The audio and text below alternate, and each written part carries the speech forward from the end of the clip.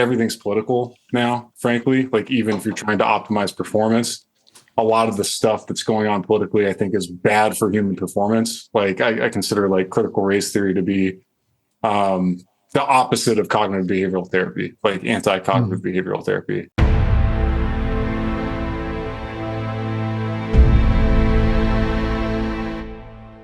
Welcome back to Mind Matters, everyone. I'm Harrison Cayley, joined as usual by Elon Martin and Adam Daniels. And today we are pleased to have joining us Grant Smith, author of two Substacks, H2F Man and The Radical American Mind. Links. We'll have a link. We'll have a separate link in the description because I just learned apparently that YouTube doesn't like Substack links for some reason. So we will have a link to a link tree that includes links to Grant's Substacks, as well as my own, Luke's, and 5 other great gentlemen, one of whom we've met on Mind Matters before, John Carter, and I don't believe any of the others have been on, but we'll probably have all of them on eventually because Grant also has 2 podcasts, I believe. So we'll get him to talk about those, one of which I may or may not be involved with. So welcome to Mind Matters, Grant. To start out with, tell us a little bit about your Substacks and your podcasts that I mentioned. Yeah. First of all, thanks for having me, Harrison. I feel like you're one of my boys, even though we only know each other off the internet, but like you and the whole Tonic 7 crew and, sad Luke can't be here, but time differences, and looking forward to talking to Elon and Adam, right? Yep.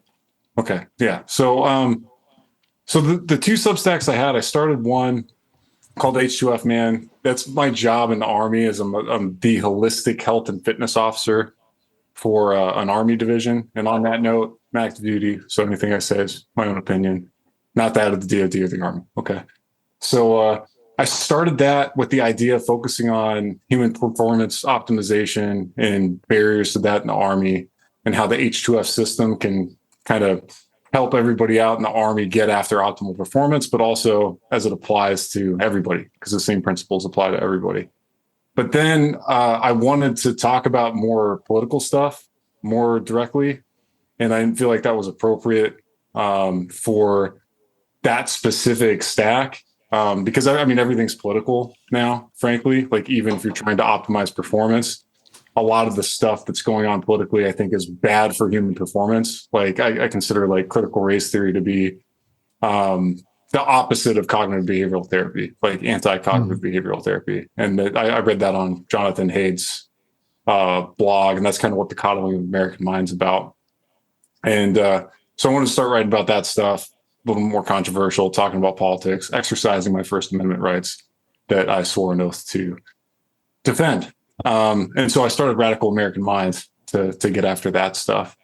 And, at times I've thought maybe I could have kept it the same, but I have less than 20% overlap in subscriptions. So it seems to be good that they're separate, different strokes for different folks. But yeah. And the podcasts that you have.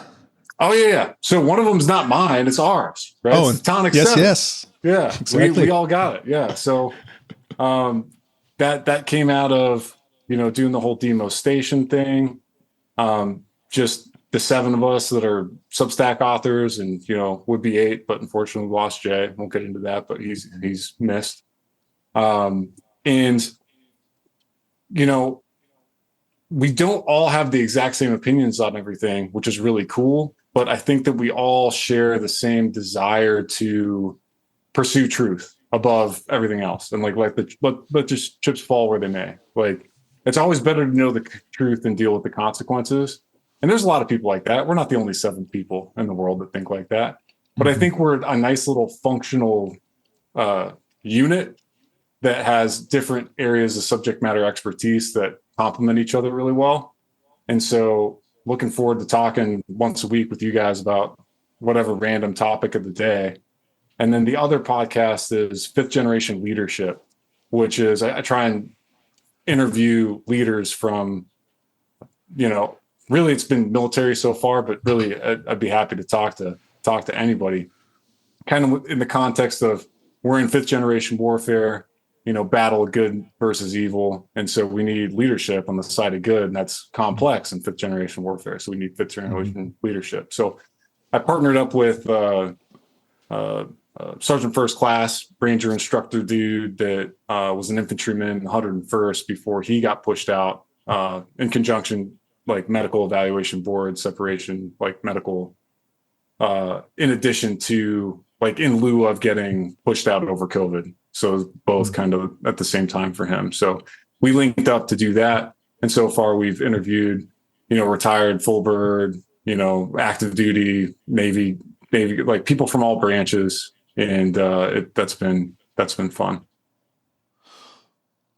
Well, okay. So I want to get into that a little bit, or the background to that, but just a little bit of PR. We'll have links to both of the shows, because at the time that we're recording this, Tonic 7, there's just one show up, but probably by the time this goes up, there'll probably be 2 or 3 maybe. So we'll get links to both of your shows in the description, because YouTube likes YouTube links, I would assume. So, so I'll put those in there. And so a bit about the background for the leadership, the 5th Gen leadership show, and some of the topics you mentioned, like health. So as the health guy for your division, of course, when the vaccine mandate started in the military, I know that was a big thing for you, and you've written about it. So maybe tell us like what your experience was of that whole thing and what you decided to do about it and what you ended up doing. So my experience, it was really weird, because our commanding general was putting out periodic messages to the force saying, hey, all of our medical personnel here are 100% on board with this vaccine. You got issues, you talk to any of our medical people. And I was like, I'm one of your medical people. But the thing is I'm a physical therapist by trade. So it's like, this is outside my scope of practice. Medications, like we can prescribe some in the military, but it's like non-steroidal anti-inflammatories, stuff like that, vitamin D, not vaccines. And I've always been like, I'll just tell you a little bit of background of what made me skeptical off the bat.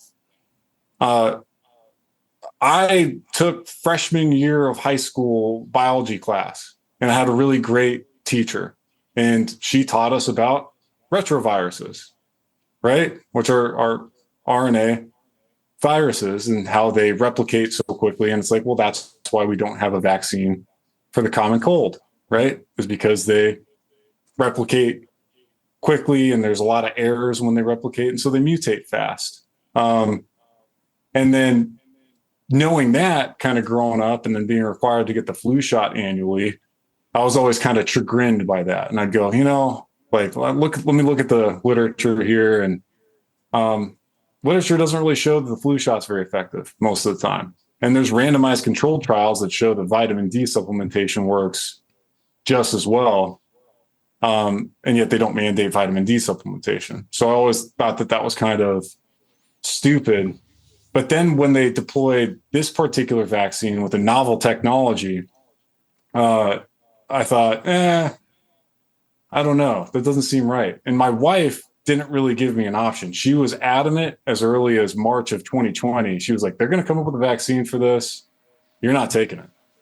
And so usually what I do with my wife is, because I respect her opinions and stuff, but I like to be like, I'm Mr. Science guy. Like, I'm going to go look into it. I'll pull up the literature. I'll do a deep dive, and I'll explain why it's okay.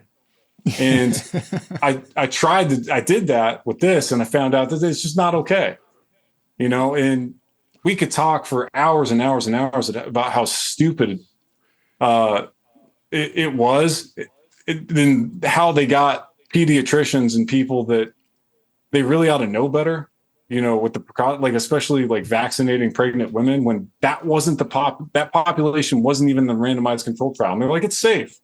It's like, we can't even do battlefield acupuncture which is where they take like little acupuncture needles and there's little parts of the earlobe that correspond to different parts of the body that are designed to address pain. Well, one of the parts of the body is the womb, right? So that's contraindicated for pregnant women, putting a little acupuncture needle in the earlobe. And now we're talking about novel mRNA technology. So really, you guys, like, just, they were totally inconsistent, which like, that's the center of my spirituality, right? Like my spiritual rules as a not traditionally religious person is don't be a hypocrite and don't be delusional.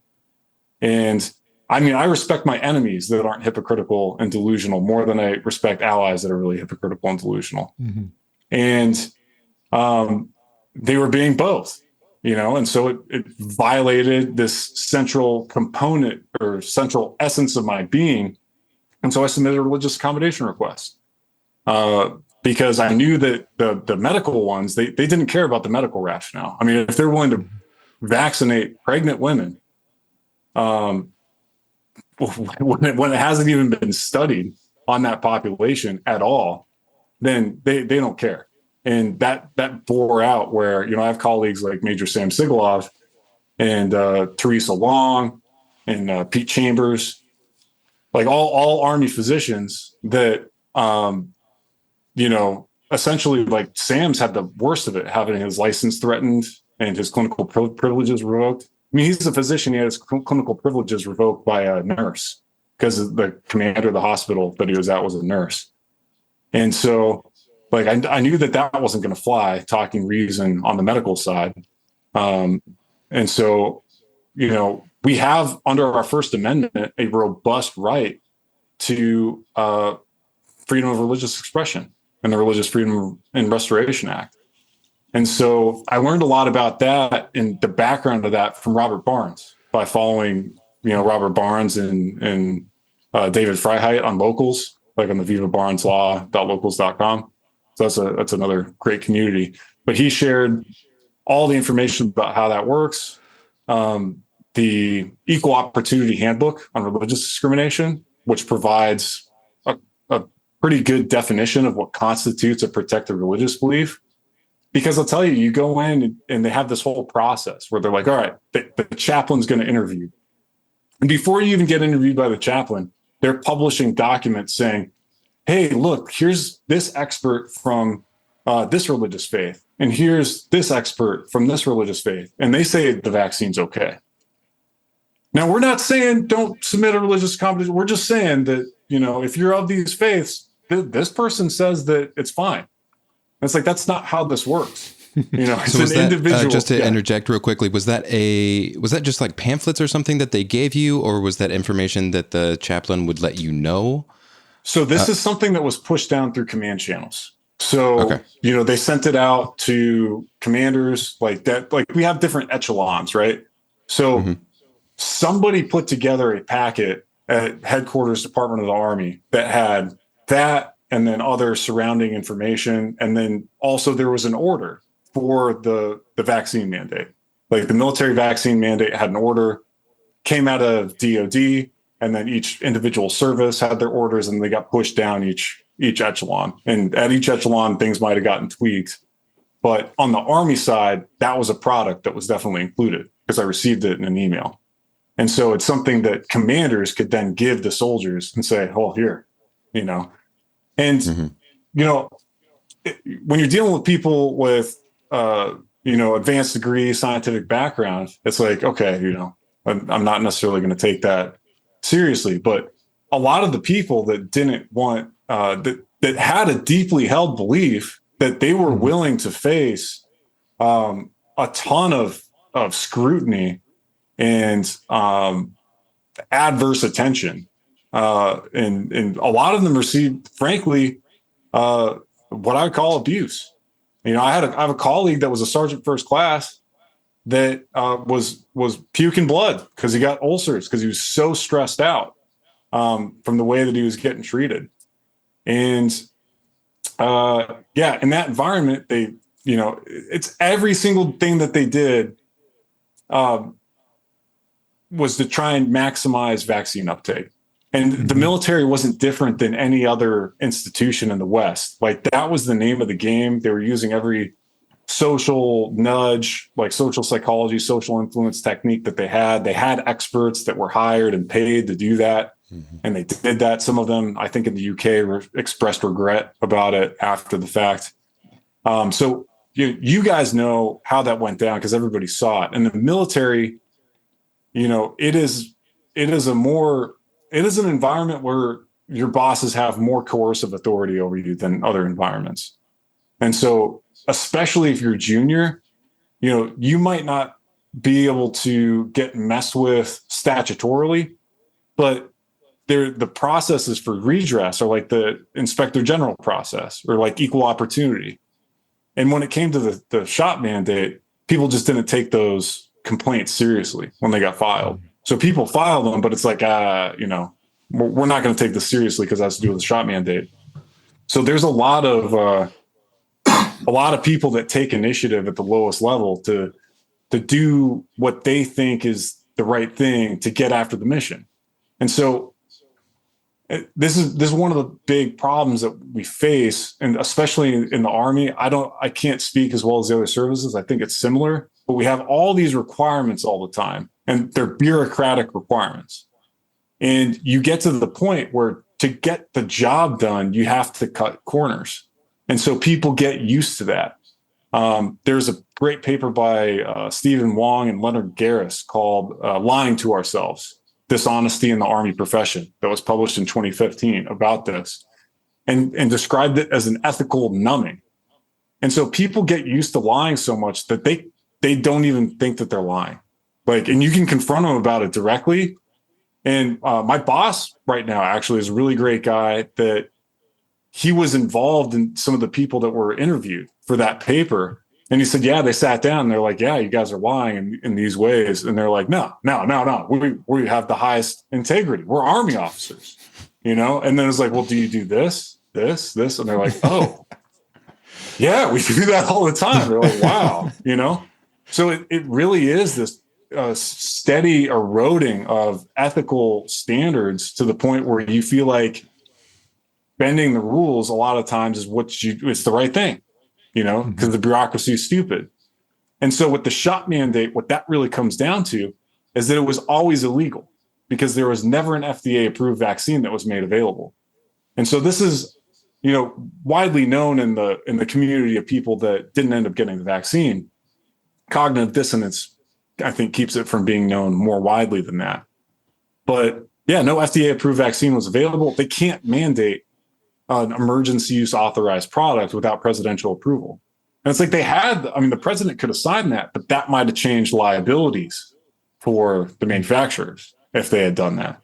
And so they weren't willing to assume that risk of changing the liability standard because with the EUA products, they're completely absolved of any responsibility. And so a lot of people went, rah, look, this is an illegal order. And very early on, I was like, look, they don't care. So a lot of them know, but to them, that's a technicality because the FDA published that little thing and they're like, they're medically interchangeable, but legally distinct. And so they took that medically interchangeable and they're like, oh, well, you guys are just trying to get out of some legal technicality. And it's like, well, the law is important and the Constitution is important. And with respect to the law in this case, it is important because that legal liability means that vaccine manufacturer has zero incentive to make sure that it's not injuring the recipients, especially when the government's they got a guaranteed buyer in the government. So, all these things kind of conspired and went on, and it was an awkward time because, I was the holistic health and fitness officer, right? And I wasn't getting it. My one of my colleagues, my primary care provider, so my doc, didn't get it.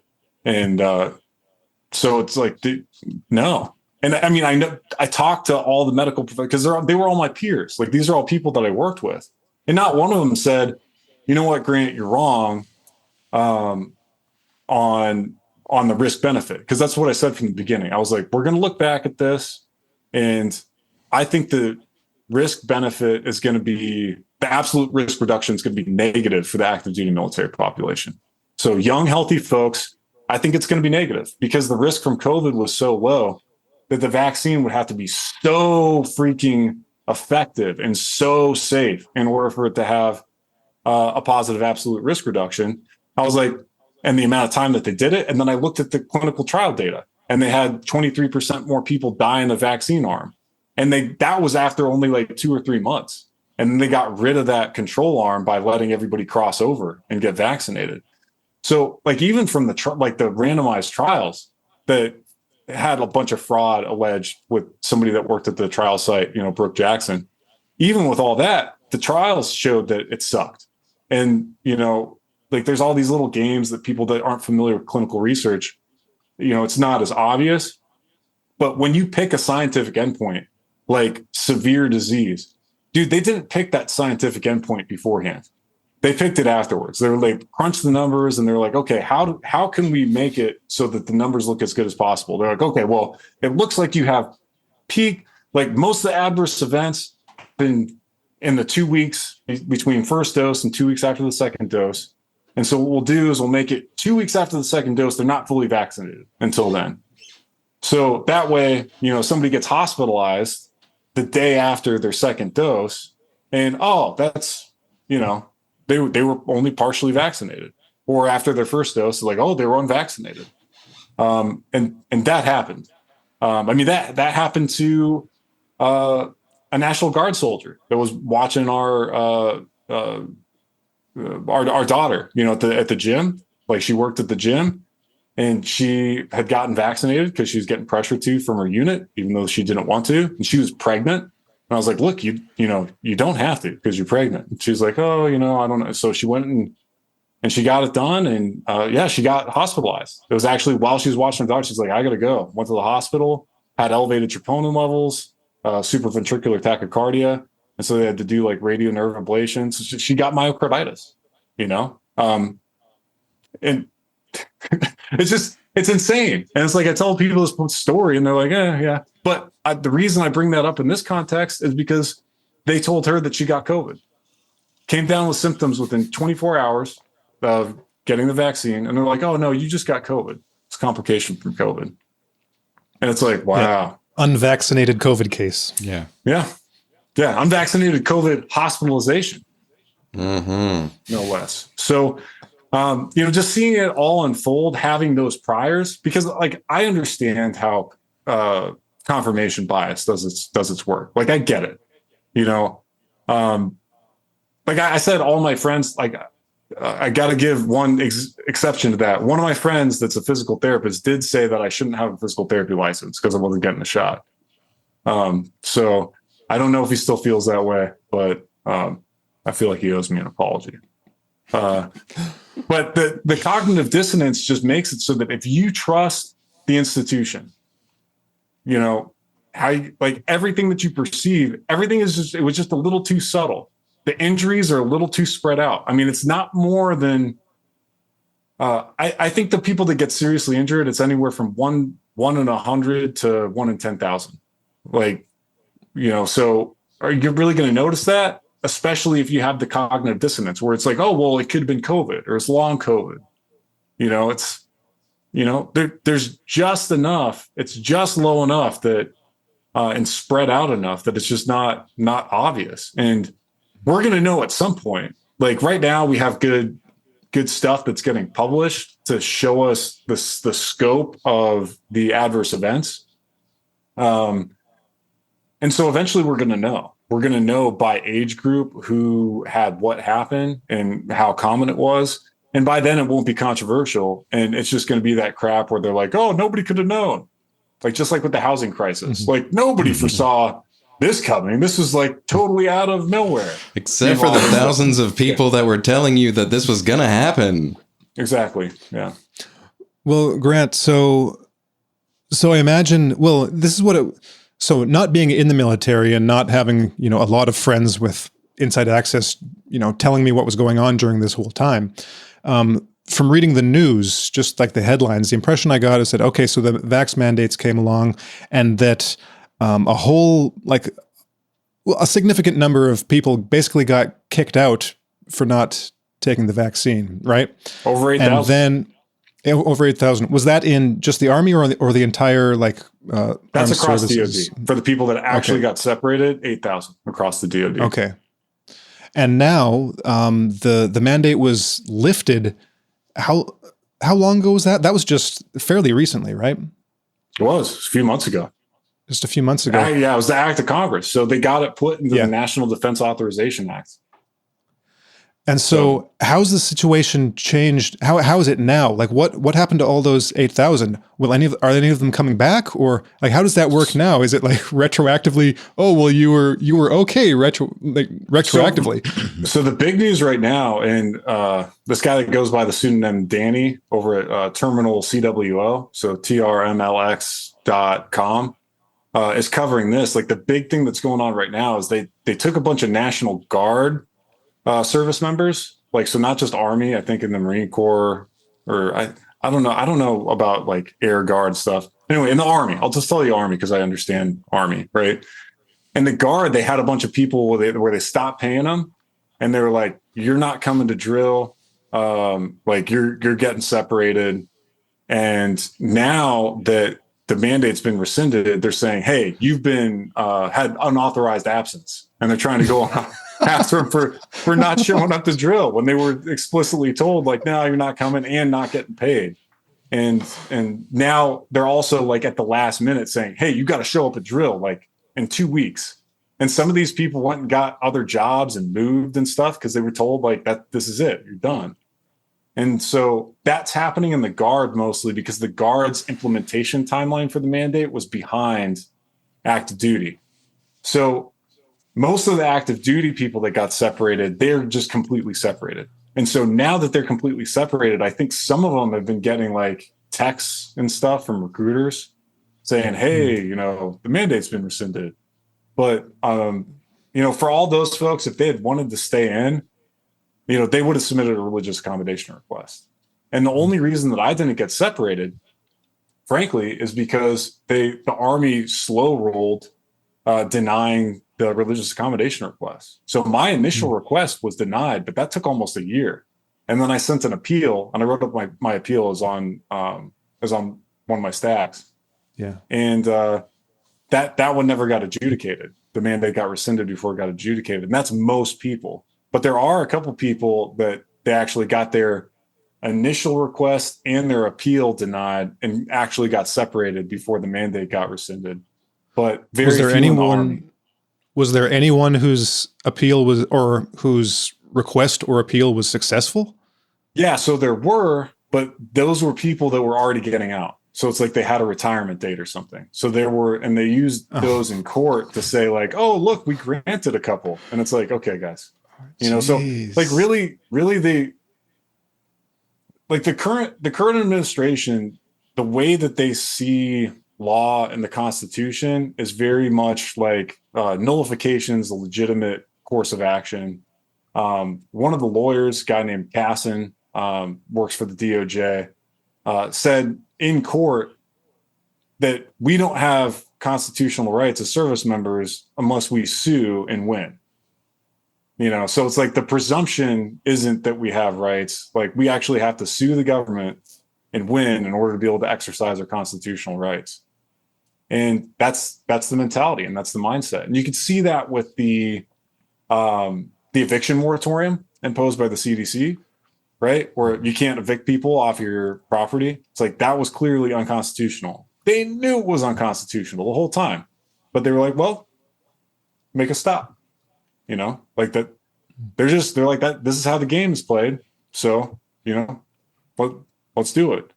And so it's like they knew the score with the interchangeability. Our Secretary of Defense didn't ever go on record and say that we could take an EUA shot. Like he's hands clean on that. He said the mandate was only for FDA approved vaccines. All right. And so one of this lady named Terry Arterin, who was, high up in DOD, I forget her position exactly, but she wrote a memo that said, hey, you can use the EUA shot. You can mandate it because they're interchangeable, right? Even though they're legally distinct. And so that might get her in some hot water eventually. Like maybe if administration changes like 10 years down the road, who knows? But probably not. But the SecDef, like he's peasy clean on this, like because he didn't say that you could mandate the EUA version. They just depended on the ignorance of people at every level. But I mean, I tried to point that out to my leadership, and I said, hey, like they're legally distinct. And I talked to one of the lawyers, that was on our installation, and he got back to me and said, oh no, they have commernity. The public health commander says they have commernity. It's like, no, they didn't. That was a lie. So I don't think that attorney lied to me. I think the public health commander lied. And I think he knew that he lied. And I think a lot of that happened. And I think they did it because of that ethical numbing where they're like, well, this is going to save lives. And it's like, well, I think it killed more people than it saved, but it's going to take a lot longer to prove that definitively.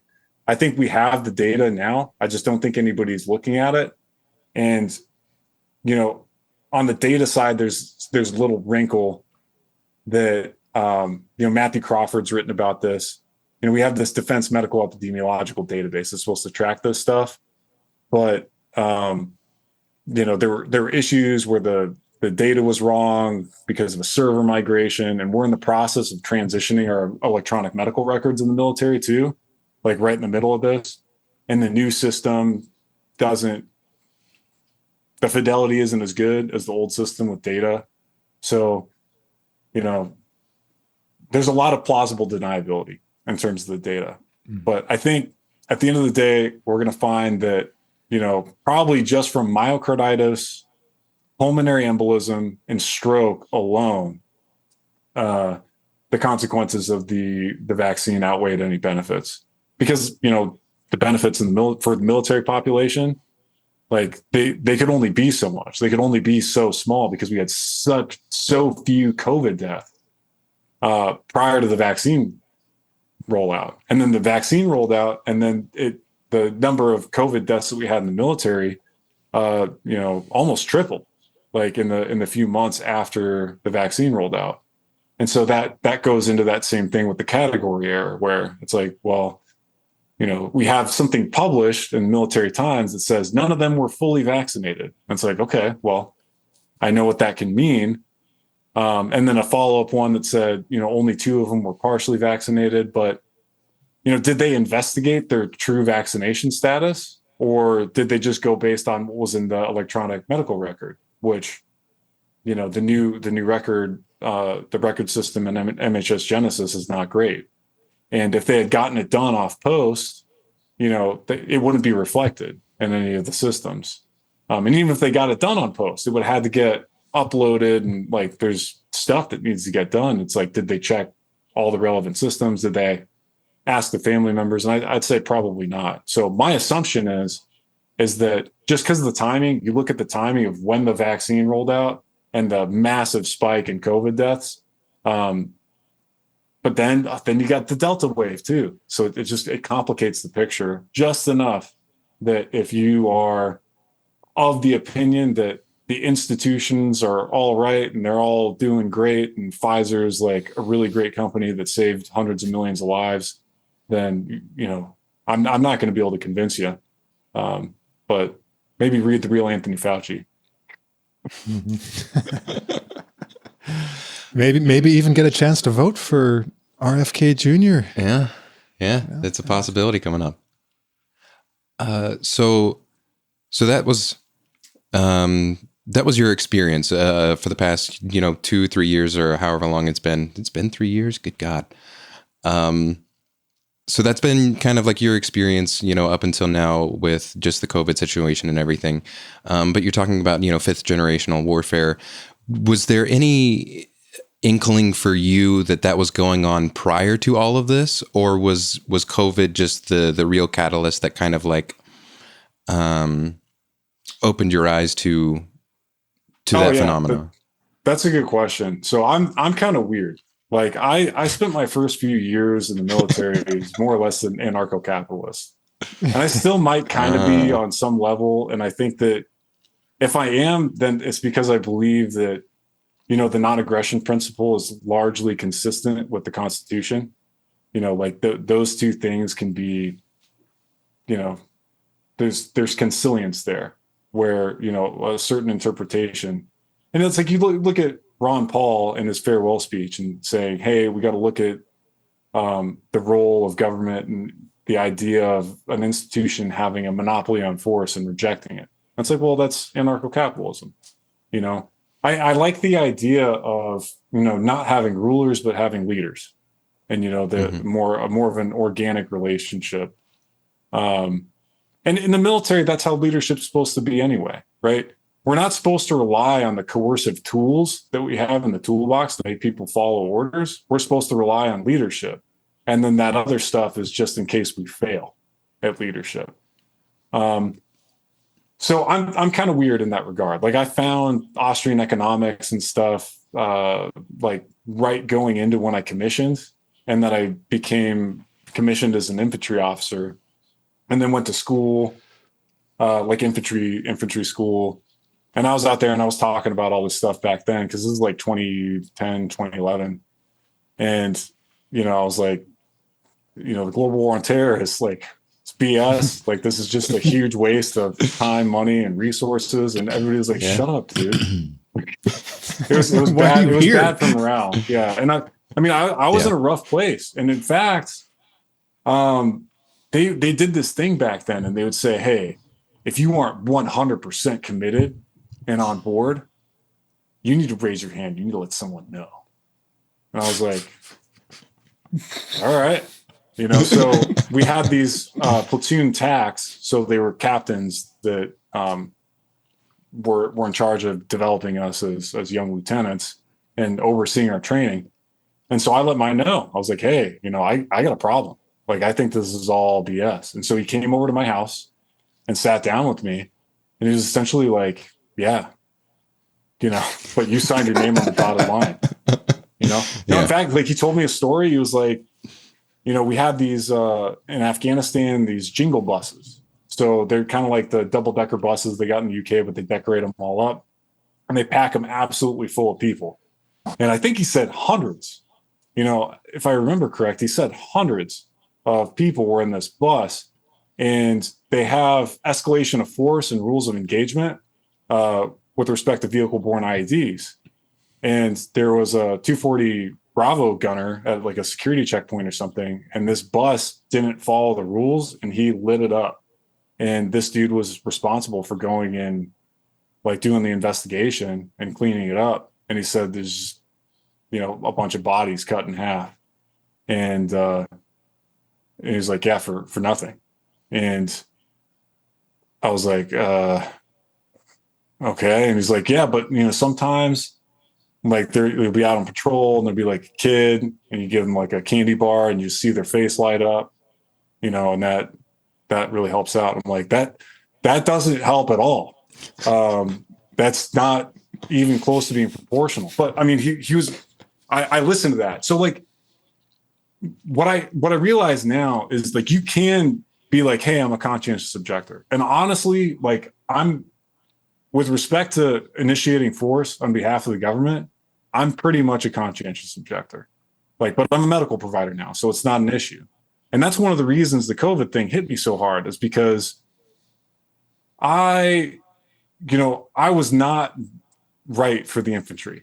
Like, my head wasn't right for it, because I didn't believe it. I saw myself essentially as a mercenary. And I had hoped, I think, even when I was starting out, before I learned about Austrian economics and stuff, that the global war on terror would be winding down, but there would be a need for some other need in the future that was like more legitimate, right? Some legitimate national security need. Whereas I didn't see terrorism as an existential threat. And I studied it as my undergrad. That's the conclusion I came to. I lived in Egypt for a year and, learned some Arabic and, took classes on national security. And I was like, yeah, this is not helping. And, but I thought maybe down the road, the Constitution, there's a legitimate need for national security. And Now, after the Austrian economics thing, it's like, I think that less. It's like, I don't think the government really has any incentives to provide national security. They have an incentive to inflate threats. And I think they have incentives to actually make it worse, because war is the health of the state. But wasn't a problem for me as a physical therapist. I saw low-hanging fruit. I saw an opportunity to help soldiers, which is one of the main reasons I joined in the first place. We were getting broken off doing stupid stuff for physical training. So like, the mission's the mission. People are going to get hurt and they're going to get killed doing the mission. Very little control over that. But if people are getting hurt doing stuff that is ineffective for physical training, that seems like an easy fix. I mean, it seems like a possible fix, right? And so I figured I'd do that. I'd go, and like, physical therapists in the Army, they're leading the effort in trying to modernize what people do for fitness. Basically, we need to do more resistance training and less distance running. And it's not because distance running is bad. It's because a lot of people these days especially, are bad at distance running.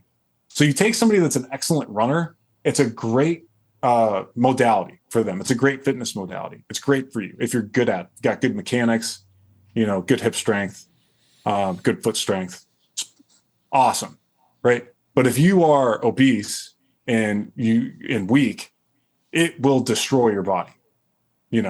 That's what it comes down to. So we got to do other stuff. We got to essentially get people in shape to be able to run, and recognize that some people just aren't going to be able to get there, especially in the regular Army. And so we got to come up with alternatives for them to maintain their fitness, pass the annual fitness tests, and be good to go. But that's even an uphill battle. But anyways, I was in the middle of that fight. Everything made sense. It's a hard fight, but it's one that I think that we could win. And then the mandate happened right in the middle of it. And I'm just like, God, it's like all over again, right? Yeah. I felt like I'm a conscientious objector again. Damn it. Yeah. But at the same time, we all swore an oath to the Constitution. And I think it was far and away the most straightforward way that I could fulfill my oath, because they were infringing upon the First Amendment rights of soldiers. Closing down indoor church services, that is a First Amendment violation. The medical needs trump that. No, that's unconstitutional. That's presumed to be an unlawful order, and they did it. And how they were supposed to, like, the reason that everybody that had a deeply held conviction deserved religious accommodation is because in order to deny it, you need something called strict scrutiny. You need to prove, like the government needs to prove, that there's a compelling interest, that if you provide this accommodation, that it poses a grave risk of serious harm. And the evidentiary standards, they couldn't do it. They can't even come close. Because for a young, healthy service member, especially once the natural immunity stuff came out and the CDC's own data was showing that natural immunity was as good or superior to vaccine only, they couldn't do it. And they were trying anyways. And it's like, you guys are breaking your oaths. This is very straightforward. And so what I realized is, like, that whole check the block ethical numbing thing, it's gotten so bad that it applies to the Constitution now. And so just standing up and saying, no, I'm not doing it, and then having the policy reversed. But the thing is I think winning wouldn't have been having the policy reversed. It would have been because they're allowed to enact that policy, but they couldn't treat the religious accommodations that way. And then also, like, it was unlawful without the president, saying that we had to, in spite of it being only EUA. And, now those EUA products have been taken off the market entirely. So Spikevax and Comirnaty, the Moderna and Pfizer fully approved versions of the vaccines, they will never be produced. Like, they were approved on paper. They were never produced, never distributed. And they never will be now, because the bivalent booster is now considered to be the primary series single dose. So those legacy ones, they're gone. They will never have them. it was only ever a way to pretend to the American people like they had the option of getting an FDA approved vaccine. So, Grant, it would be great either this time around or next time to talk about tonic intersectionality and late stage bureaucracy, because I think those are really some worthwhile, cool ideas that merit some examination. But real quick, I wonder if you can give us your perspective on this Marine who was very outside. I think he was a Marine. It was about a year ago when the U.S. withdrew from Afghanistan, or were forced to. He was very outspoken about accountability, which is a big theme in your blog as well, and was kind of irate over the hypocrisy of, people of his rank and lower being held to task for all sorts of things, but people of higher station and rank, including, I guess, command, were not being held accountable for what was a debacle. At least that were the optics of it. Maybe there was some, larger intention to have the U.S. pull out of Afghanistan so that resources could be channeled to what they thought would be a conflict in Ukraine. I don't know. There's some speculation about that. But I wonder if you can just give some insight into what yourself and people you were in touch with were thinking and saying to each other about this guy who was so outspoken about accountability. So thanks for that question. I was happy to see that. So you're talking about Lieutenant Colonel Stu Scheller. And so I'll just give you my perspective on it. So the first video that he did was from the heart. He was like significant emotional experience because one of those Marines was somebody that he knew personally. And, it's just heart-wrenching. And I think that everybody that served in Afghanistan felt that. I never served in Afghanistan, so I can't say how it feels, but I can empathize. I can imagine it would be infuriating. The idea that, and then it wasn't only that, like what came out after that with, the sniper team having the bomber that, that took those Marines' lives, and then a ton of other folks. They had them ID'd and they had them lined up for a shot, and because of the rules of engagement, they're like, nah, or they didn't say no. They said, oh, we're going to find out. The battalion commander that was in charge said, I don't know. By the time they tried to figure it out, it's too late. So there are a lot of clearly obvious failures in the way that we came out of Afghanistan. And I just don't get why. I mean, I do get it. It's just political. It's the idea that like, we don't have to say that we did anything wrong. Like I see it as a flex. Like, hey, we got so much power that we don't, it's obvious that it could have been handled more professionally, but it doesn't matter. You can't do anything. Like we did it perfect. Say something. And it would be too easy for them not to do that, because we in the Army or in the military, we have after action reviews, and there's always sustains and improves. There's things that you did well and things that you could have improved on. So that like they could have even handled it politically and said, it was a challenging time. These are some of the things that we reviewed it, and the rules of engagement, and there's some things that we could have done better. And it resulted in tragedy, but like tragedies happen in war. All right. But these are some of the things that we did really well. Like we evacuated this huge number of people in this very small amount of time. And they could have played it like that politically, but they're just like, no, it was perfect. And it's, I can tell you stuff that I've heard second and third hand, is that, there are veterans that have significant disability that gave a lot of their own bodies to that fight. People that have lost loved ones, and I know some of them are dealing with that loss and asking themselves what it was for. Mhm. How would you not ask yourself what it was for? When we went into the country and the Taliban only controlled a certain percentage, they were our stated enemy, and then we leave and now they control 100%. How could you say that it was not a waste of time? Like, it's unavoidable, but the thing is people aren't talking about it. Mhm. And that's like, they're not talking about it openly. It's all behind closed doors. So like, that's the thing with the senior leader accountability, is there was never a reckoning where it was like, look, we need to address this. We need to look at,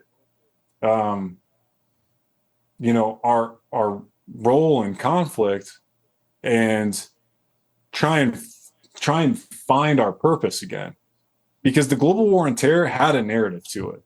It had a narrative that worked. Like, fight the terrorists over there so we don't have to fight them over here. I mean, 9/11 happened. Like, and you can speculate this.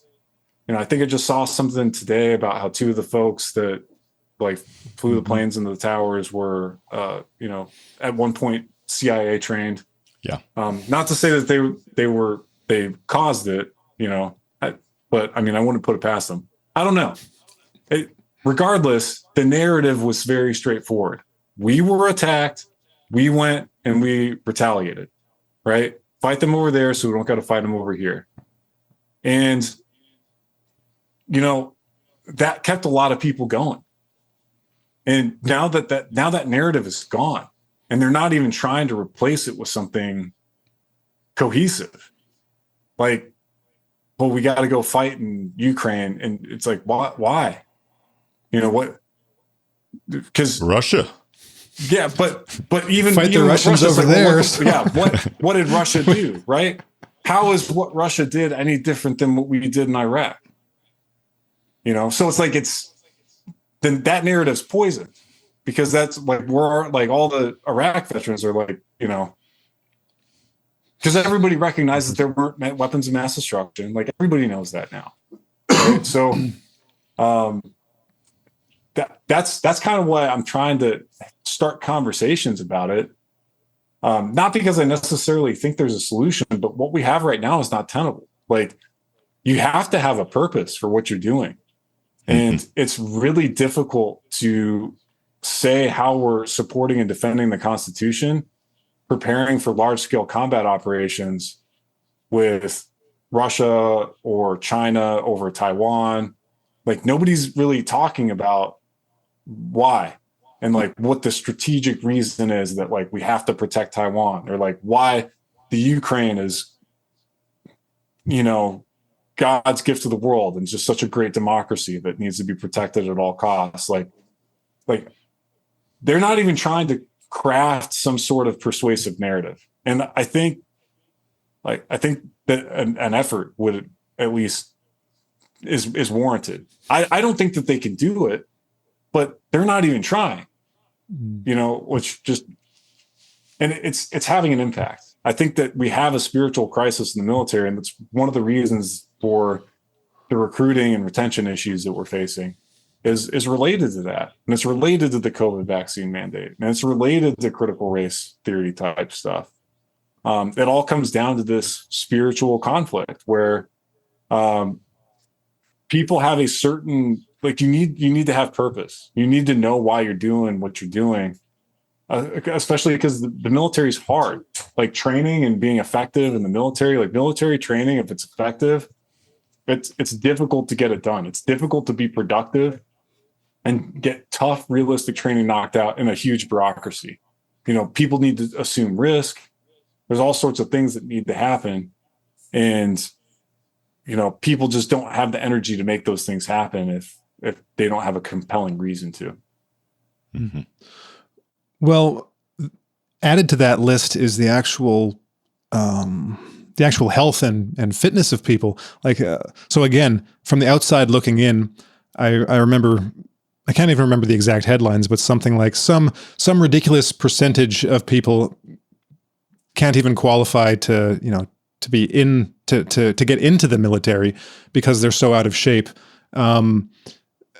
I should have looked up the headline before. I think if I'm remembering correctly, it was something like only 20% of the actual military aged people were fit enough to be able to qualify for recruitment or something like that. It was from what I recall, and you might be talking about something different. No, it's the same thing. It was basically only maybe 20% of 18 to 35 or whatever it is. Like only 20% of people are actually fit enough to pass the physical the physical test. exam. Yeah. So what do you think about that, or do you have any thoughts on that? Maybe we can get into some fitness stuff. Yeah, it's a huge problem. So the whole reason I got into this stuff is because all of a sudden I felt like I couldn't do my job unless I addressed it. Because the purpose and meaning thing ties into all the positive health behaviors that underlie optimal human performance. And, it's like you're working with patients, you're trying to, teach people what to do, what to eat. Like all that stuff's hard, and you're not going to do it unless you're freaking motivated. And you're not going to be motivated unless you think that you're a part of a competent organization, frankly, that is capable of excellence. And so you want to, you want to achieve excellence so that you can be a part of this great organization. And there's units like that still in the military, but I like the regular Army. I don't think people feel like it's the picture of excellence. But to your question about, overall eligibility being so low, I mean, this has been a progressive issue for years and years, because obesity is one of the things that knocks people out. But the other thing is mental health diagnoses. And so the whole thing with CRT being reverse cognitive behavioral therapy, that is having an impact. More and more people are being diagnosed with mental health disorders and being put on medications that make them unqualified to serve. And so now I think they're looking at potentially being able to waive those things, because a lot of them you can't waive, but they're looking at waivers for that kind of thing because they can't get the numbers. But obesity, mental health disorders, you name it, we're contending with that. But I think even worse than that is that people that are eligible aren't interested. The highest performing youth are like, no, I'm too good for that. I really think that's what's going on.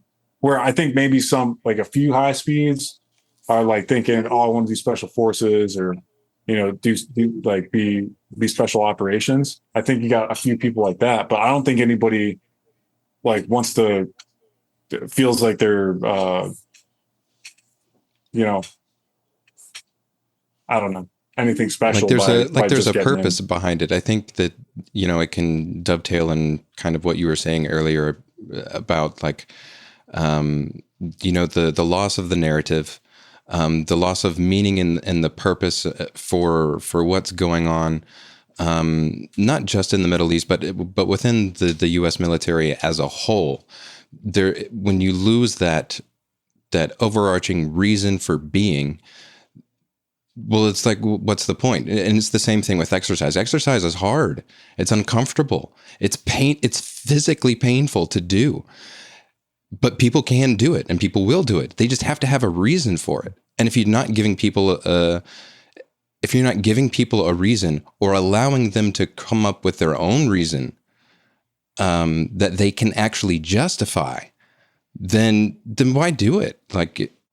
So why do it? And then coupled with that is the fact that people are in general less healthy, in general less fit. So you've got a smaller percentage of the population that's fit enough. Mm-hmm. So you've got at any time you're going to have a small percentage of the population that is in excellent shape and excellent fitness, excellent health, that will qualify.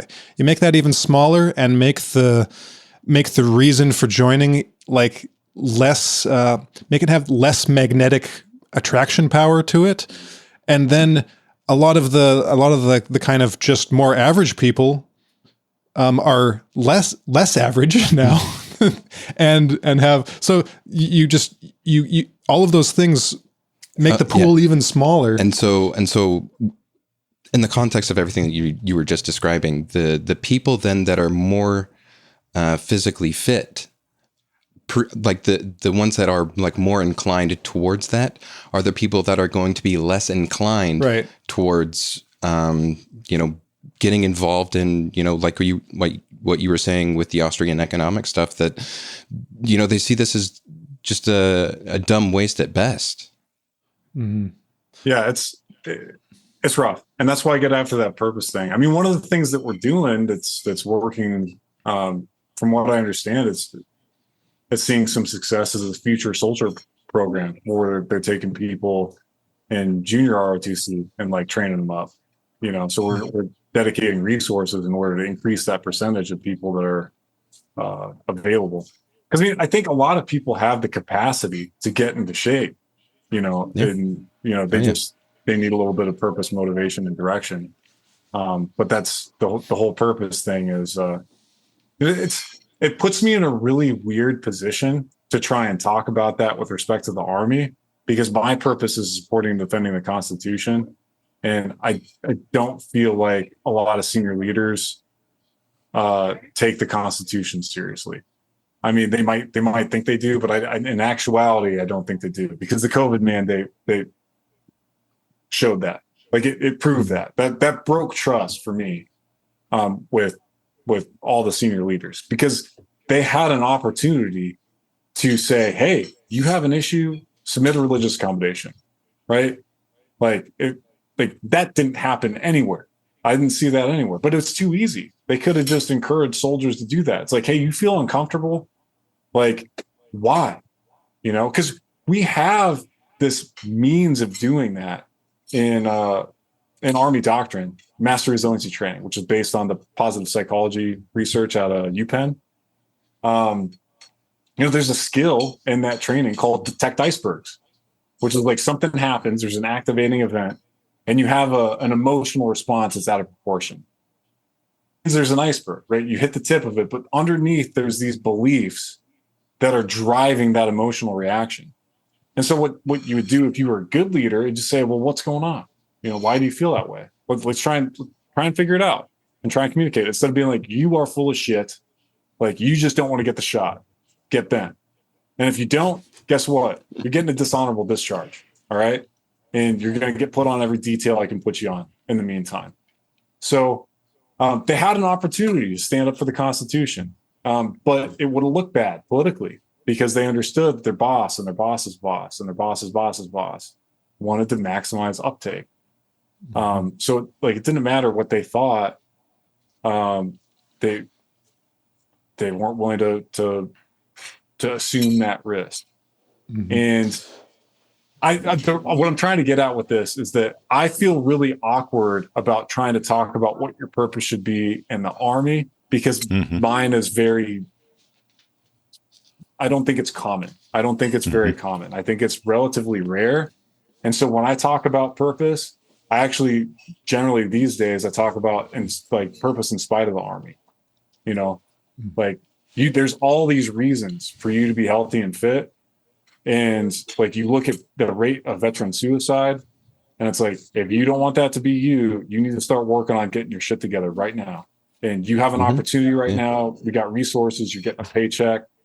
Like, you will perform better as a soldier, right? If you are fit, but you also need it for all these other things.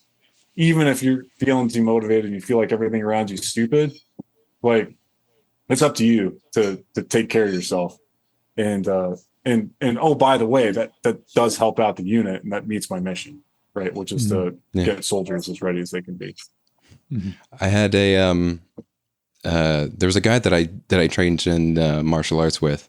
He was a CB, so he was in the Navy, and he was in I believe he was in Iraq maybe 2 tours, and he said that martial arts saved his life, because after he came back and got out, he was in a really dark place and felt purposeless and, had some existential crisis.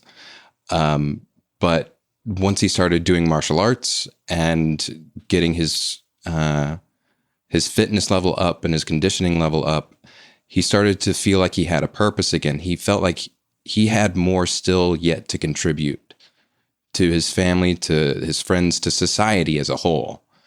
And so I can empathize with what you're talking about, with this struggle of veterans and servicemen, active service members, because I've seen it firsthand of not only where the dark roads can lead to, but also what can be gained or achieved with, a little bit of self-determined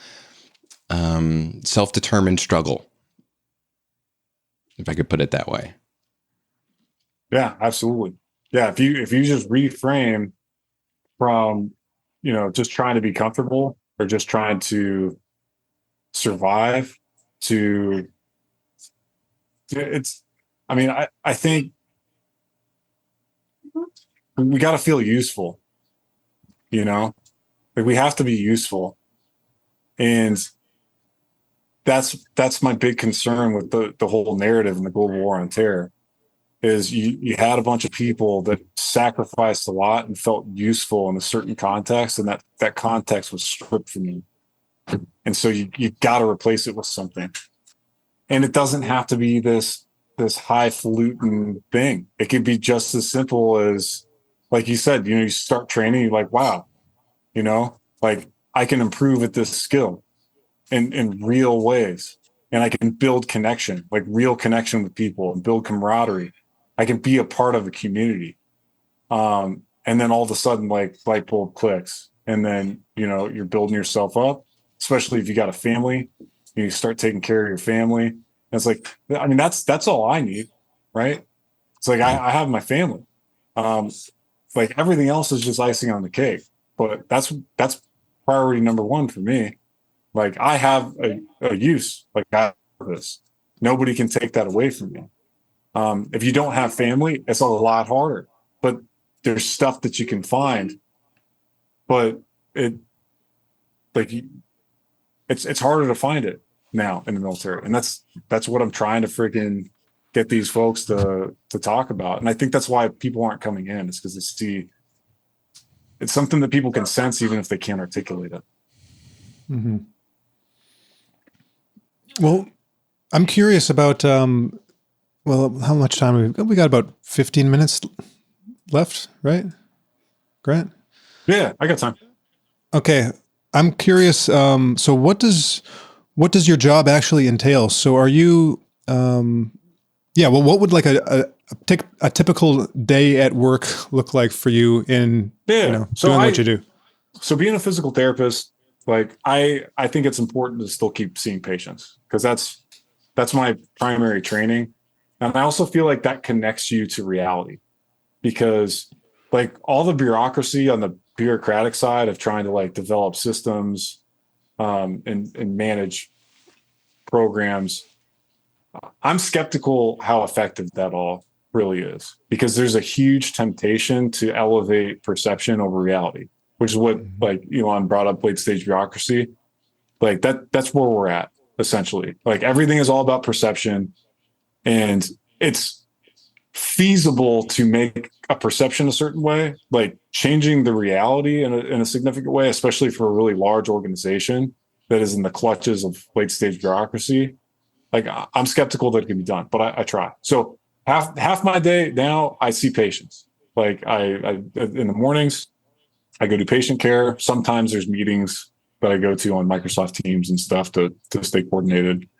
But I try and see at least a couple patients every day in order to have that person in front of me. And then my job is to get them feeling better and to take care of them. And if I don't, then I failed. And that's feedback that I need to know so that I can improve, like, and reflect on that. And then the other time is, in a division, our division's got like 16,000 soldiers, and it's got 4 brigades, which are the subdivisions of a division. And so the holistic health and fitness program in the Army is designed to be at the brigade level. So I'm just there to kind of smooth things over, help provide resources, try and give good ideas. but I try not to be directive because all the people on the teams that work at the brigade level, we got physical therapists, occupational therapists, dietitians, strength coaches, and athletic trainers, and techs that go along with those professional positions. And they're all subject matter experts. They know what they're doing. They're smart folks. They're competent. I don't want to tell them how to do their job because they're on the ground and they're seeing patients. And as soon as I'm like, hey, I got this really great idea, everybody in the division should do it like this. What I'm doing is I'm making it less efficient because, that person on the ground has all of the expertise that I do in order to design a program, like especially the physical therapist, if we're talking about injury prevention programs. So I try to let them do their thing and support where needed. And so far, I think it's working really well. We're in a weird position where we don't have all the personnel that we're supposed to, but we're getting the rest of them over the course of the next year or so. And so that's going to be my next focus is I'm just onboarding additional people and help setting up the programs for, 3 to 5 years down the road, because that's how long it typically takes for these programs to get implemented. And there's like issues with facilities and funding, and we're working that out. But that's pretty much it. I see patients, and then I try and support the brigade teams that actually do the work on the ground. Okay. Training soldiers on nutrition, providing patient care, setting up reconditioning programs. So if somebody's injured, they have they do physical training with a group of people that are also injured with a subject matter expert to lead it, to make sure that they're not doing anything stupid that's going to interfere with their recovery. Teaching soldiers like the latest and greatest aspects of strength and conditioning, to try and get them to, hey, maybe distance running isn't going to be the best way for you guys to improve your scores on the fitness test. Like, got to do more resistance training, got to train legs more, because people think that running is training legs. It is not. No. So, well, that leads me to just a really quick second question. If you were in the position to be like, Army fitness dictator, would there be anything that you would like, that you can think of that you would like to see changed or implemented, just in regards to, I don't know if it's like about all around nutrition or training programs, or do you have any thoughts on that? That's a really good question. Maybe like 5 years ago, I would have said yes, but now, no, dude, because there's I like to think, so like I take yoga, for instance. I love to hate on yoga, right? I love to be like, oh, it's stupid for tactical athletes. But the fact of the matter is we have some positions like mechanics, right? They got to be in these funky positions for hours and hours at a time. I almost think that mechanics shouldn't be loading their spines too much, like doing squats and deadlifts and stuff. They should be doing more like yoga and body weight calisthenics type stuff, especially if they got to be in these weird positions for prolonged periods. So we have such a diversity in the job requirements that there's no one size fits all prescription. There's just not. In fact, most of the jobs in the Army aren't super physically demanding. The ones that are the most physically demanding job, in my opinion, is probably light infantry, like airborne light infantry. Even specifically, to go even further, 11 Charlies, which are the mortarmen, like dismounted mortarmen, because they carry, I've talked to dudes at Ford, they carried like 120 pounds of stuff, like miles every day, just on patrol. Ugh. You have to be everything's got to be strong. Feet, hips, like legs, your trunk endurance has to be really, really good, or else you're going to get broken off doing that. So their fitness requirements is insane. Meanwhile, we have 42 alphas, like admin people that process paperwork, and that's their job. So it's like they got to go to field and wear kit and like help out with stuff, but it's nothing nearly so physically demanding. So there's definitely not a one size fits all solution. Like, a lot of people in the Army don't even really need to train. I mean, a lot of the senior folks don't train, frankly. And I'm not going to be the one to be like, you got to train. I think everybody benefits from doing some resistance training, right? I think resistance training is a little more important than cardio, but cardio is also very important for health. But how you get that cardio in, there's like 1,000,001 ways you can do it. You can do high intensity intervals for a short period of time. You can do low intensity, long duration. and everything in between. Like, it's just so individual. The one thing that I would say that needs to die is there's certain trunk exercises that I think like almost nobody should be doing. So sit-ups, nobody should be doing. Reverse crunches, like Superman's, like where you lay on the ground, like arch your back. Nobody should be doing those. So like, and that's based on my my very favorable opinion of Dr. Stuart McGill. So I'm a big Stu McGill fanboy. I love that guy. I think that he is right about almost everything. I say almost just because I don't know of anywhere he's been wrong, but maybe I could find something to disagree with him on, but so far I haven't. I think the dude is brilliant. And I think, you know, there's just, if you understand how the spine works and its functions and its roles and how, like, really everything in physical training, there's trade-offs when you're trying to optimize performance. And there's also a big difference between performance and health, where like the highest performers in the world get to a point where they are no longer healthy. Like, you are risking stuff in order to achieve the highest levels of performance, especially at a lot of different sports that have particular requirements. So, yeah, it's really hard to say because there's some things that increase performance, but they decrease health. But sit-ups, like, are garbage exercise that in the military they did for a really long time. And like, I'll give you the Stu McGill thing that he says all the time. Basically, every sit-up, if you're an average sized dude, like 5'10", 150, 160 pounds, that's 3,400 newtons of spine compression. And the National Institute of Occupational Safety and Health sets a workplace repetition exposure limit of spine compression at 3,400 newtons. So it's like every rep, you're exceeding that NIOSH limit that one aspect of our government set. And like, meanwhile, the DOD is having people in mass do speed sit-ups every day. And the problem is like, a lot of people are still doing it. If they just drop that and they switch to planks, side planks, exercises that train endurance of the trunk musculature without moving the spine to end range, that would be good. Because the spine's got to be able to move. It's designed to be able to move. We want it to be able to move to produce certain movements, but high performance movements where there's a lot of force going through the spine, we want it to be in a neutral lumbopelvic position. So like, no matter what the sport, when you're generating power, that trunk is locked in a more or less neutral position. And then when it goes out of the position, it's all relaxed. So like, the classic example is golf, where it's like you're hitting the ball, everything's stiff, and then everything relaxes and you fall through, and then you get that extension and twist. But if you're trying to like train the golf swing through the extension under load, that's going to jack your spine up. So yeah, all that to say, no one size fits all answer, but I would not do Russian twists, speed sit-ups, reverse crunches, any of that stuff. Like, there's particular applications for it, but I don't think that there's any military occupational athletes that should be doing those exercises.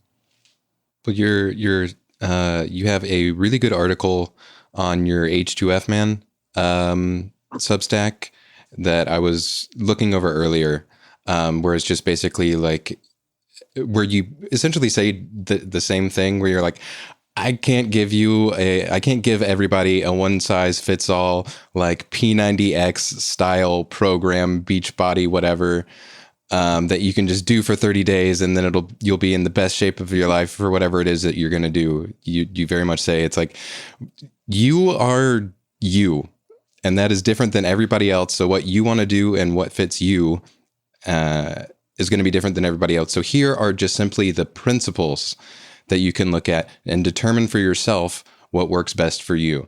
And I wish I could remember off the top of my head what it was called. Yeah, that was the chapter, right? The grant. Yeah. That's going to be in the book that I'm working on. Yeah. It was kind of like general.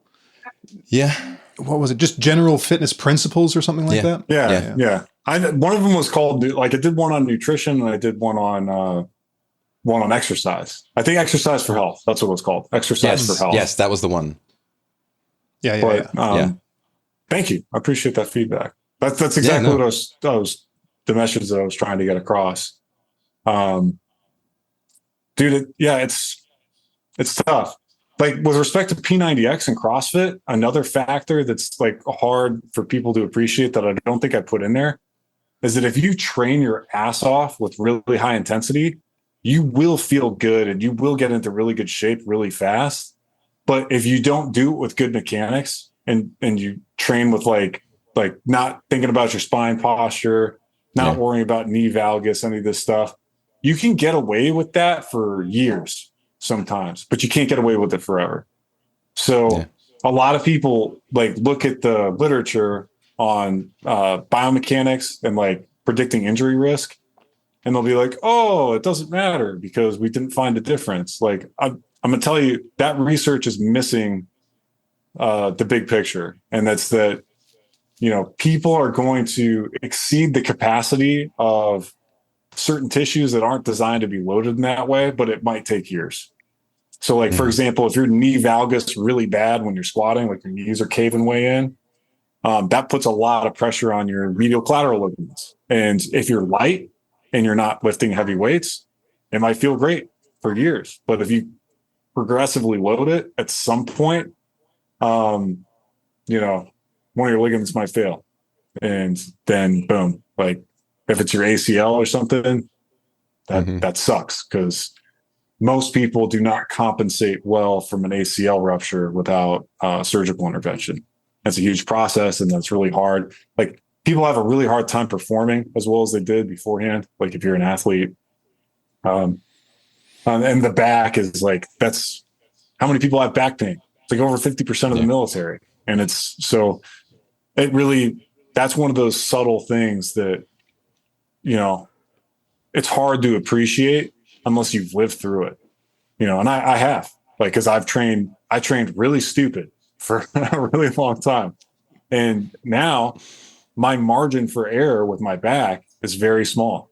So it's like, I feel good, but I have to train like every day. And I got to do a bunch of particular stuff. I can't sit for more than a certain period of time. And I just have to be on it. Whereas like, if you haven't wrecked those tissues and it just abused them for years and years and years, then you're fine. The tissue's all good. Like you can sit forever and, like you go on an airplane trip and like, you're good. Like you sit in a plane for 17 hours, you get up and be like, I'm a little stiff.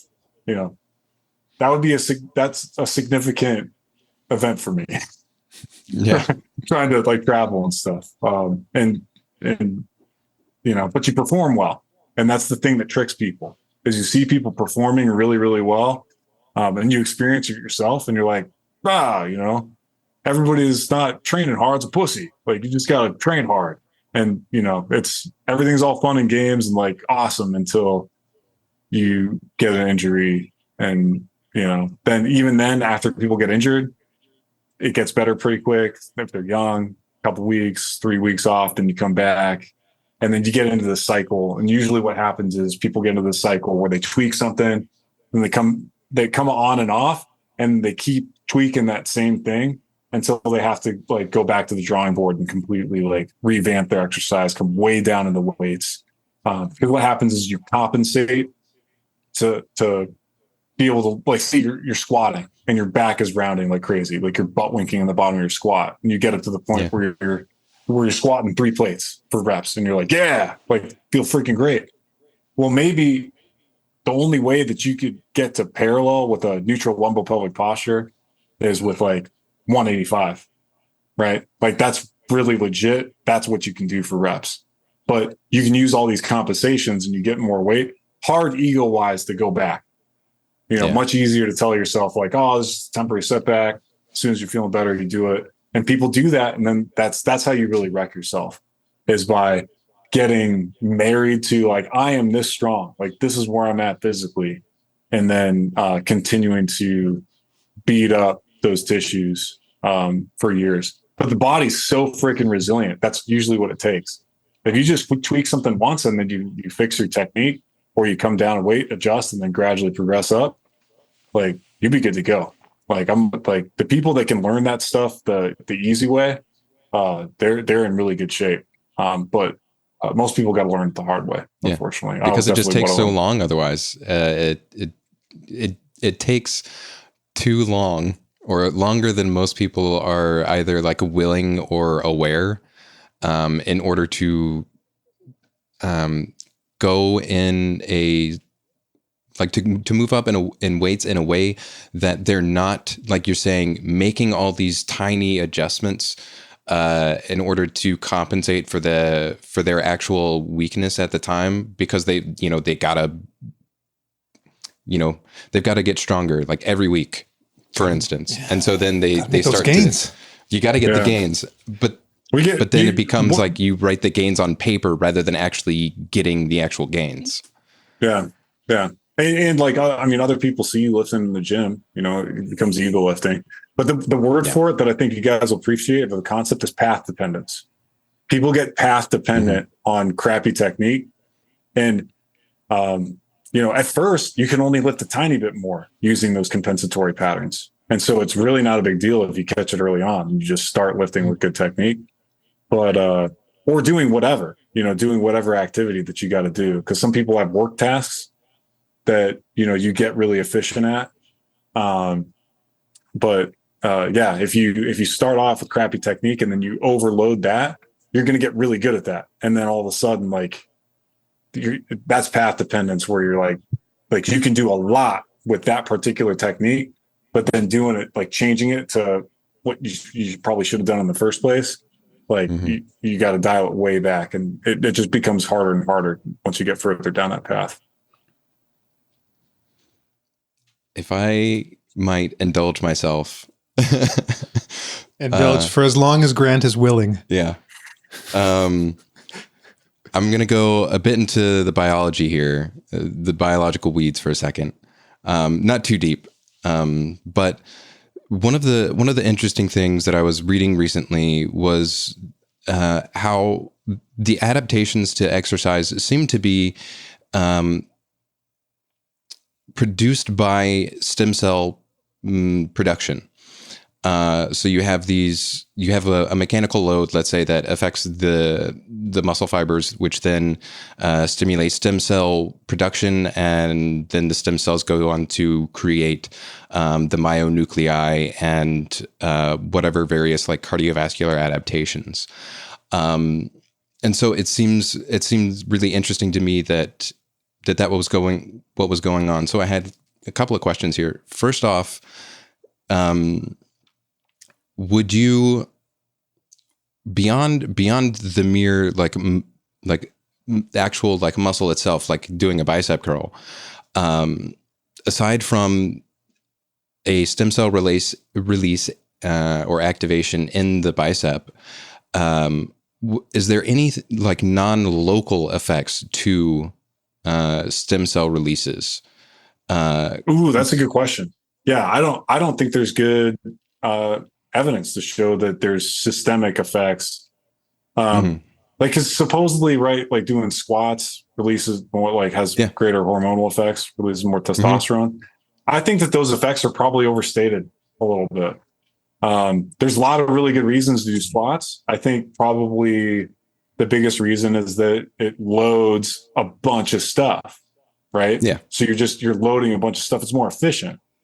It makes it harder as an exercise, but also it helps you coordinate against a larger load. It helps you coordinate your whole body to move in real space. And I think it has more carryover.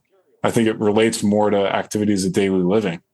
So I think there's a lot of benefits to doing, I think there's systemic benefits to loading, but not in any physiological way that I know of. So it's like, the more that you load, you'll see that like there's cardiovascular benefits more from hypertrophy style training, but that just makes sense, right? Because you get more cardiovascular fatigue, it's more taxing on that system, and you get specific adaptations to impose demands. So you can get really in the weeds with particular physiological adaptations, but if you don't want to have to know the exact mechanisms, then just know that the said principle is real, which is that there are specific adaptations to impose demands. So I'll give you a couple examples of things like physiologically that I do know how they work. So like you gave one, which is like you got loading of your contractile tissue, causes the myonucleation. And that's like the big rate limiting factor for muscle growth, I think. There's other stuff that happens within the muscle that can cause it to be bigger. Like it can get enhanced capacity to store glycogen. So then it's going to store more water, and that's going to make it bigger. More higher mitochondrial density. Certain training methods do that. So there's a bunch of different things that can happen with muscle. One of the coolest ones, and this relates to spine stuff, and I think it's something important for everybody to know, if they're trying to train their bones to withstand a lot of load. Bone acts as a piezoelectric crystal. So you load it and it creates an electrical charge. And then calcium ions can come attach to that and then form calluses. Now, if you repeat that loading, like a significant enough loading to cause that charge to develop, more than every 5 days, then it can knock that callus off as it's forming. So like elite level powerlifters, if they're trying to train for longevity and be able to do what they're doing for a long time, like Ed Cohn is a prime example, then they don't want to load, say, the spine more than once every 5 days with those really high loads. But you can look at tissue like bone, like at an X-ray. If you look closely, there's all these lines, and that's that's the lines that force was laid in, and that you get everything laid down to withstand the exact direction that forces were applied to that bone. And that's kind of the general concept of how that works. It creates this electrical charge that then the hydrogen ions can stick to. The hydrogen ions, getting confused with metabolic fatigue. The calcium ions that can stick to and form those calluses. But everywhere you look in the body, there is a physiologic mechanism that makes you adapt to the demands that you place on it. And it's such an elegant system. And it's beautiful. Like it's a beautiful system. And I get excited when I see somebody that is performing well because of, like, if I go to the gym and somebody's doing like a Romanian deadlift with perfect form, like that gives me like a dopamine hit. I'm like yes. And if I see somebody doing it with crappy form with like full lumbar flexion, I'm like, it does the exact opposite. I'm like, no. Because it's like the effort is the same, to do an exercise with crappy technique versus good technique. And so that's one of the reasons I love what I do so much, is because it's like, I could take the same amount of effort that you're putting in and just give you some extra guidance, and you can get so much more out of it. Like instead of it eating up your capacity, it's going to enhance your capacity over time. But yeah, there's so much cool stuff that happens at the cellular level. And just like mechanotransduction by itself, that concept, that's why I look at rehab as optimal loading. Like that's the one concept. You have people ice stuff, compression. I don't do any of that stuff. Optimal loading. If you get injured, it's because the load capacity of a tissue was exceeded. Period. If it happens really, really all of a sudden fast, like boom, that's an acute injury. You exceeded that tissue really dramatically, really fast. Overuse injuries, it's just chronic accumulation of fatigue of that tissue without enough recovery between the exposures. And so eventually you get to the point of tissue failure. So either or, the capacity of the tissue is being exceeded. And the answer is you have to, reduce the load that's going to that tissue. So you're doing something to keep it loaded. And this is something that gets controversial with things like back pain, because people get wrapped around the axle with like pain neuroscience, and they're like, well, the injury was months ago, and so now it's all like you're just sensitized. And that does happen, but at the end of the day, they got sensitized for a reason, and they're staying sensitized for a reason. So like some tissue is getting overloaded, and if you can find whatever tissue that is, and you know, modulate that and take that load away, and then, you know, teach them how to move in a way that doesn't continually do that, and then load them in a way that they're going to be able to build the capacity to do their activities of daily living or their sport. Like that's the Stu McGill paradigm. Like that's why I'm so appreciative of him, is because I apply what he does for the lumbar spine to everything that I do for rehab, and I think it works really, really well. The thing is it's not sexy, because people want like a you know, dry needle, like the acupuncture needle, and you know, like I've done those treatments, like cupping, like all these modalities to they modulate pain. Like they don't make healing go any faster. They modulate pain, but the real secret sauce, like what really does it, is the loading. You know, you take the loading down, you know, because their envelope of function shrunk because that tissue capacity was exceeded. You stay within that envelope and you load it just right, and that envelope will slowly expand and get back to where you want to be. And dude, it just like as a concept, I think everybody should understand that, because if you get injured, that's what's going on. And if you're injured and it still hurts months and months later, then, you know, be honest with yourself. What are you doing? Are you still trying to like train through stuff? Are you, you know, no, that's actually a really good concept that I'd not really thought about or considered, but it makes total sense.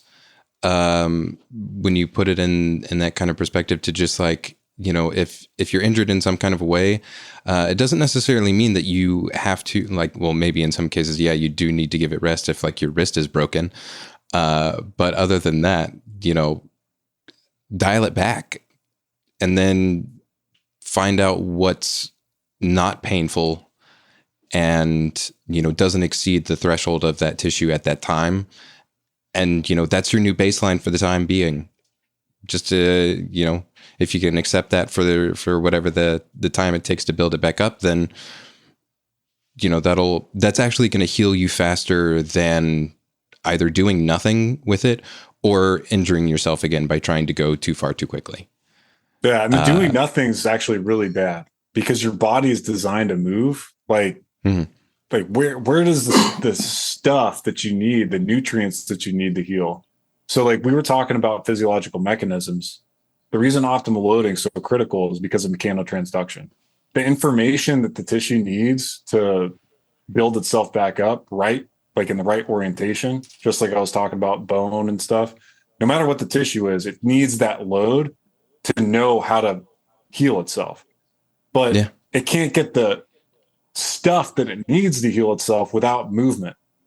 Like that's how, like, there's no pressure in your veins. Like your veins, in order to get blood back to the heart, it requires muscle contraction. You know, so if you're sitting around doing nothing, like your health declines very, very quickly. Like bed rest destroys your health for that reason. And like the most dramatic example is like the cardiovascular health of astronauts, you know, because their body's not fighting against gravity anymore. And so they have to like do creative things to stay fit, or else they're like in zero gravity, your health really just takes a nosedive. You got to move.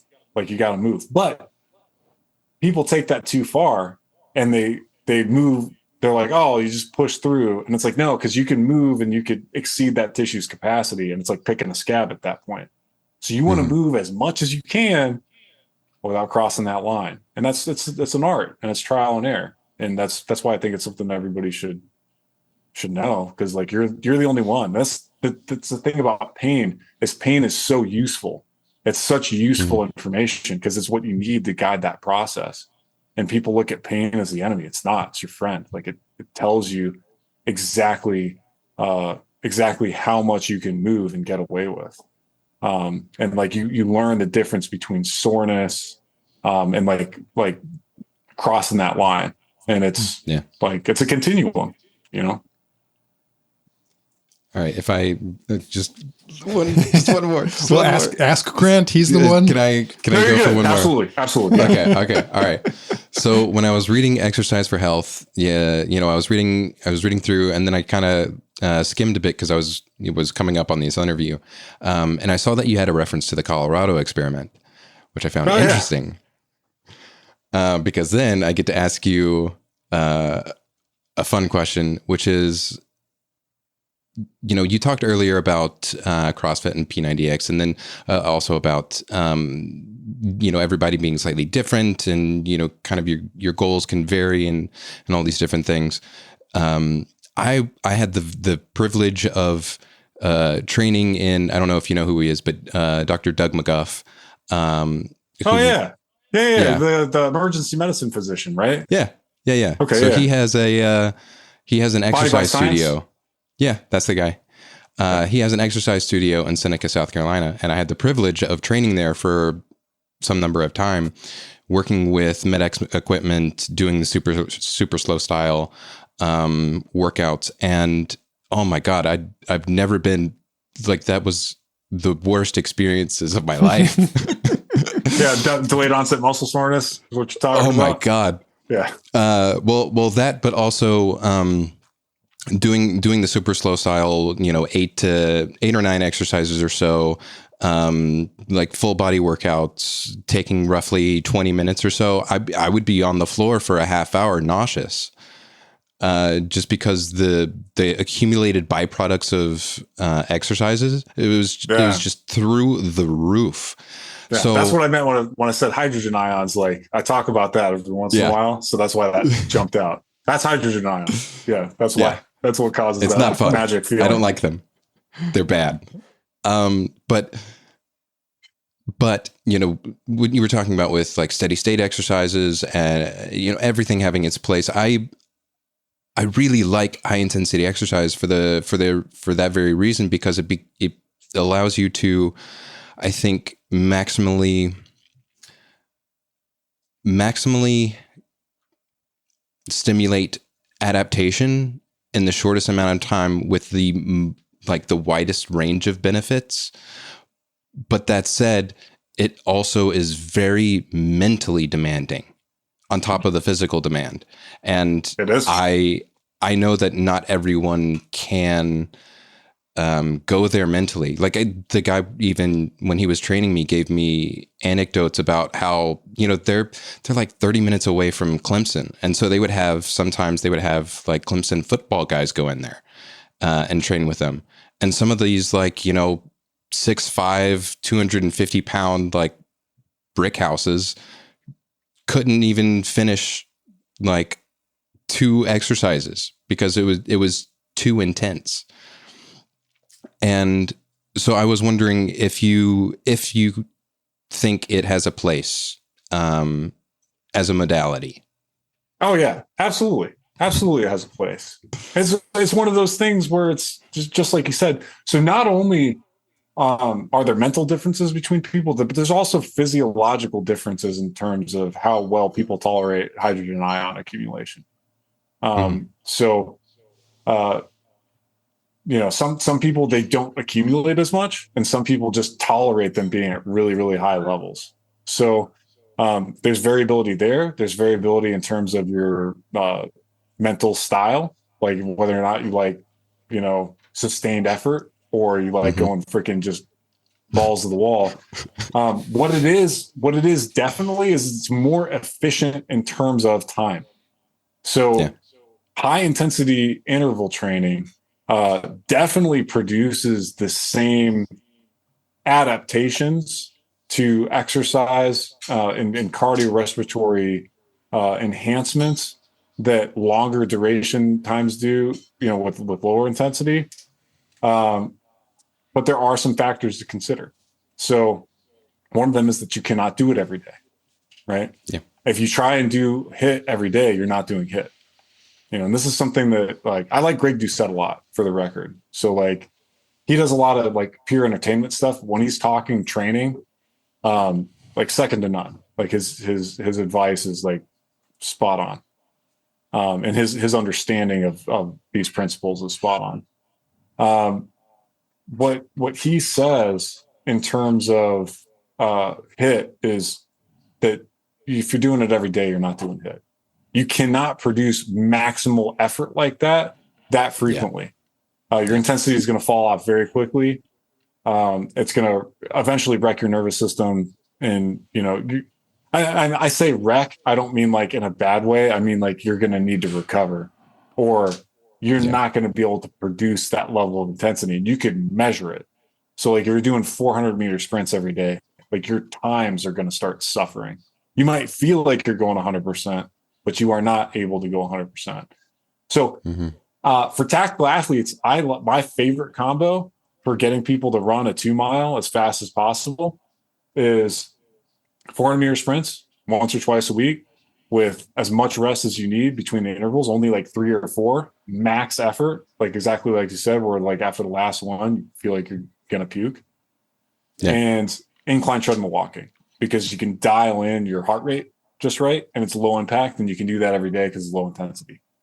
So there are different adaptations that you're targeting there.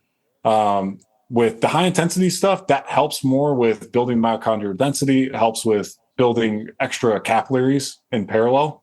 So it's easier to get the blood to the muscle. And then the longer duration, low to moderate intensity, where you're keeping the heart rate between 130, 160, you get that full stretch in your left ventricle every time the heart beats. And so that actually increases your stroke volume over time. Really, really well. So like targeting those two adaptations specifically, I think sets you up not only specifically for the 2-mile, because like when you're doing the 400s, building up the mitochondrial density and the increased blood flow to the muscles specific to running, right? So you're training those. And then you can also, for a 400, you can really focus on your technique. So, people talk about running styles and stuff. The most efficient technique that you can run at, you're going to self-select when you go for a run, right? You go for a run, you're doing what you can is most efficient for you metabolically, not necessarily biomechanically. So if you want to evenly distribute forces across the ankle and knee and hip, then midfoot strike is probably best. Like if you want to evenly distribute. Now, I'm not talking what's fastest and what's most metabolically efficient, because that varies. The best way to distribute forces between those 3 joints, so to limit your risk of overuse injuries, and then like, I'm not going to make any more arguments about it because I'm getting long-winded. All I'll say is that it builds up the muscle. You can focus. You can do like 170 to 180 beats per minute for your foot strikes. And then if you are foot striking at that cadence, then you're probably midfoot striking, because you don't have enough time to heel strike and roll over your foot. So that for a lot of people, they don't need to do other running drills. You just get your cadence to match up, and everything just kind of fixes itself over time. So I tell people to do that, 400s, incline treadmill walking, and that's what I do for return to run. So like somebody's got an injury, right? They got that decreased window of function. That's what I'm having them do, because they can tolerate the incline treadmill walking a lot sooner than they can tolerate the impact of running. But then as soon as they can tolerate running, having them run 3 or 4 400s, that's only a mile. I mean, they're only running a mile a week. Like you can handle that pretty early on in rehab. And then usually they come off of their temporary profile and sometimes they're able to set PRs for their 2-mile. So I'm proud of that protocol. I like that protocol. And usually it makes total sense. People do jog, like walk to run, where they jog and walk. Like, I think that's not as cool, but it also works. All right. But yeah, I think a combination. I think a combination is best. And hit, definitely, like intensity, you get more from less time. You can decrease your volume and get similar results with higher intensity, and with decreased volume, especially if you got joint issues. It's a way of working around that. Yeah. Cool. All right. Well, Grant, we're going to have you on again to get into more Yeah, I'd love to. More Elon, of the Elon awesome mentioned details. tonic intersectionality and Yeah. bureaucracy. I'd love to talk about that stuff. Yes. we'll have you on. That'll be for the next one. Yeah, we'll have you on for a part 2 I'm sometimes. sorry, Elon, for hijacking. That's my bad. All right. So again, Grant's Substacks are H2F Man and The Radical American Mind, which is radicalamerican.substack.com. So check them out. Check out the link tree, and we'll talk again soon, Grant, and all. And you can see us. You can see Grant and me, and Luke and the other guys on the Tonic 7. I believe we're gonna live stream right on Sundays. So Yeah, we're probably live. Sundays at noon, I believe. So Eastern? noon Eastern, yeah. So, but we'll see. We'll see if that time sticks, but you can check us out there. So thanks again, Grant. And Yeah, my we'll pleasure. talk Thanks later. for having me. Yeah, it was good to meet you, right. Elon. Good to meet you, Adam. Thanks for coming on. Good Same to see you here. as always. Take care. All right. Take care. Good evening.